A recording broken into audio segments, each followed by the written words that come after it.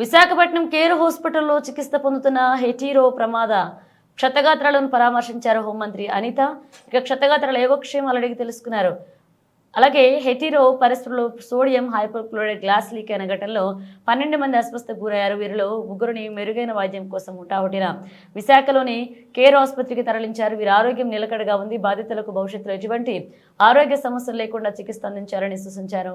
ఇక పరిశ్రమలలో భద్రత, పొల్యూషన్ సమస్యలపై ప్రత్యేక శ్రద్ధ తీసుకుంటున్నాం. ఇక భద్రతా విషయంలో హెటీరో పరిశ్రమలో సమావేశం నిర్వహించాల్సి ఉందన్నారు. ఎమ్మెల్సీ ఎన్నికల కోడ్ ఉండడం వల్ల సమావేశం నిర్వహించలేకపోయామంటూ హోంమంత్రి అనిత తెలియజేశారు.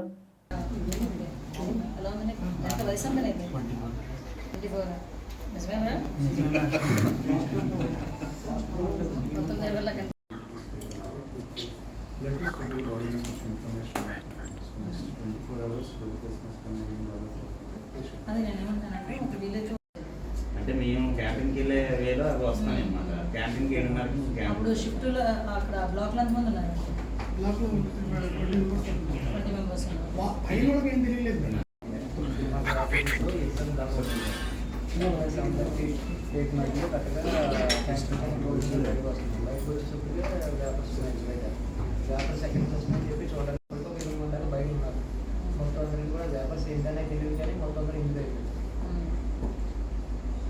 అక్కడ షిఫ్ట్ ఉన్నారా? షిఫ్ట్ వాళ్ళు ఉన్నారా?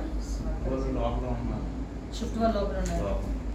మండలం ఎన్ఆర్సాపురం వద్దగా ఉన్నటువంటి హెట్రోడ్రగ్స్ కంపెనీలో ఈరోజు రాత్రి 7:30-8 టైంలో విషవాయువులు లీక్ అయ్యి కార్మికులు చాలా తీవ్రమైనటువంటి అస్వస్థకు గురి కావడం జరిగింది. అనేక మంది తల తిరగడాలు, వామిటింగ్స్ ఇటువంటి కారణాల రీత్యా చాలా తీవ్రమైనటువంటి భయోందాలకి గురవడం జరిగింది.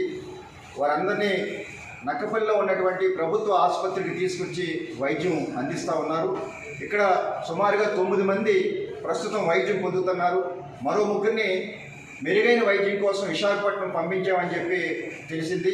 అలాగే కంపెనీ లోపల ఉన్నటువంటి ఓహెచ్సిలో మరో 9 ట్రీట్మెంట్ తీసుకుంటున్నారని చెప్పేసి తెలిసింది. అంటే ఓహెచ్సిలో ఉన్నటువంటి 9, విశాఖపట్నం పంపించినటువంటి వారి 3, మొత్తం వాళ్ళు 7.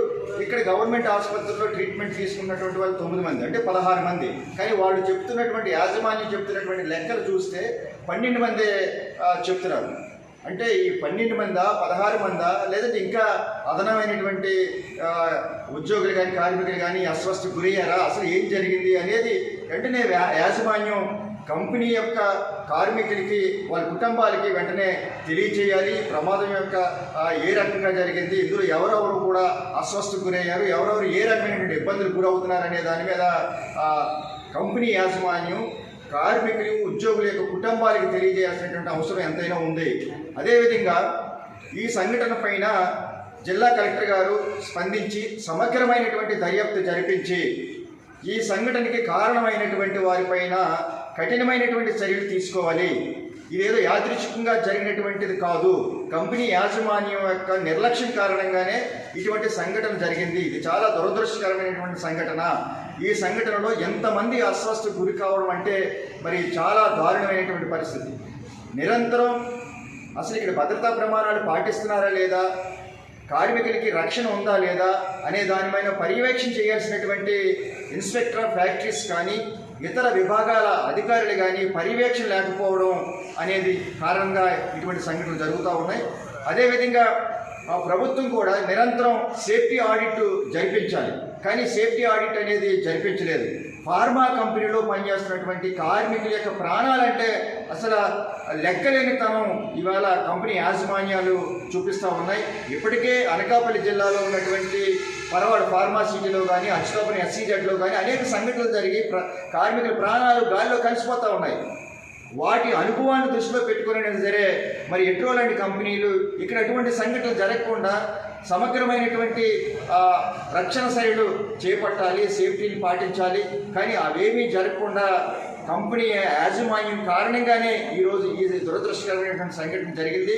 మేము కోరేది ఏంటంటే అనకాపల్లి జిల్లా కలెక్టర్ గారు వెంటనే ఈ సంఘటన పైన సమగ్రమైనటువంటి విచారణ జరిపించి ఈ సంఘటనకి కారణం ఈ సంఘటనకి నిర్లక్ష్యపూర్తిగా వ్యవహరించినటువంటి యాజమాన్యం పైన చర్యలు తీసుకోవాలి. అదేవిధంగా ఎవరైతే బాధితులు ఉన్నారో, అస్వస్థకు గురయ్యారో, అనారోగ్యానికి గురయ్యారో వారికి మెరుగైనటువంటి వైద్యం చేయించి ఆ కుటుంబాలను ఆదుకోవాలని చెప్పి ఆ సిఐటిగా డిమాండ్ చేస్తూ ఉన్నాం. పల్లి మండలం ఎన్ఆర్సాపురం వద్దగా ఉన్నటువంటి హెట్రోడ్రగ్స్ కంపెనీలో ఈరోజు రాత్రి 7:30-8 టైంలో విషవాయువులు లీక్ అయ్యి కార్మికులు చాలా తీవ్రమైనటువంటి అస్వస్థకు గురి కావడం జరిగింది. అనేక మంది తల తిరగడాలు, వామిటింగ్స్ ఇటువంటి కారణాల రీత్యా చాలా తీవ్రమైనటువంటి భయోందాలకి గురవడం జరిగింది. వారందరినీ నక్కపల్లిలో ఉన్నటువంటి ప్రభుత్వ ఆసుపత్రికి తీసుకొచ్చి వైద్యం అందిస్తూ ఉన్నారు. ఇక్కడ సుమారుగా 9 మంది ప్రస్తుతం వైద్యం పొందుతున్నారు. మరో 3 మెరుగైన వైద్యం కోసం విశాఖపట్నం పంపించామని చెప్పి తెలిసింది. అలాగే కంపెనీ లోపల ఉన్నటువంటి ఓహెచ్సిలో మరో 9 ట్రీట్మెంట్ తీసుకుంటున్నారని చెప్పేసి తెలిసింది. అంటే ఓహెచ్సిలో ఉన్నటువంటి 9, విశాఖపట్నం పంపించినటువంటి వారి 3, మొత్తం వాళ్ళు 7. ఇక్కడ గవర్నమెంట్ ఆసుపత్రిలో ట్రీట్మెంట్ తీసుకున్నటువంటి వాళ్ళు 9 మంది, అంటే 16 మంది. కానీ వాళ్ళు చెప్తున్నటువంటి యాజమాన్యం చెప్తున్నటువంటి లెక్కలు చూస్తే 12 మందే చెప్తున్నారు. అంటే ఈ 12 మందా, 16 మందా, లేదంటే ఇంకా అదనమైనటువంటి ఉద్యోగులు కానీ కార్మికులు కానీ అస్వస్థకు గురయ్యారా, అసలు ఏం జరిగింది అనేది వెంటనే యాజమాన్యం కంపెనీ యొక్క కార్మికులకి, వాళ్ళ కుటుంబాలకి వెంటనే తెలియచేయాలి. ప్రమాదం యొక్క ఏ రకంగా జరిగింది, ఇందులో ఎవరెవరు కూడా అస్వస్థకు గురయ్యారు, ఎవరెవరు ఏ రకమైనటువంటి ఇబ్బందులు గురవుతున్నారు అనే దాని మీద కంపెనీ యాజమాన్యం కార్మికులు, ఉద్యోగుల యొక్క కుటుంబాలకు తెలియజేయాల్సినటువంటి అవసరం ఎంతైనా ఉంది. అదేవిధంగా ఈ సంఘటన పైన జిల్లా కలెక్టర్ గారు స్పందించి సమగ్రమైనటువంటి దర్యాప్తు జరిపించి ఈ సంఘటనకి కారణమైనటువంటి వారిపైన కఠినమైనటువంటి చర్యలు తీసుకోవాలి. ఇదేదో యాదృచ్ఛికంగా జరిగినటువంటిది కాదు. కంపెనీ యాజమాన్యం యొక్క నిర్లక్ష్యం కారణంగానే ఇటువంటి సంఘటన జరిగింది. ఇది చాలా దురదృష్టకరమైనటువంటి సంఘటన. ఈ సంఘటనలో ఎంతమంది అస్వస్థకు గురి కావడం అంటే మరి చాలా దారుణమైనటువంటి పరిస్థితి. నిరంతరం అసలు ఇక్కడ భద్రతా ప్రమాణాలు పాటిస్తున్నారా లేదా, కార్మికులకి రక్షణ ఉందా లేదా అనే దానిపైన పర్యవేక్షణ చేయాల్సినటువంటి ఇన్స్పెక్టర్ ఆఫ్ ఫ్యాక్టరీస్ కానీ ఇతర విభాగాల అధికారులు కానీ పర్యవేక్షణ లేకపోవడం అనేది కారణంగా ఇటువంటి సంఘటనలు జరుగుతూ ఉన్నాయి.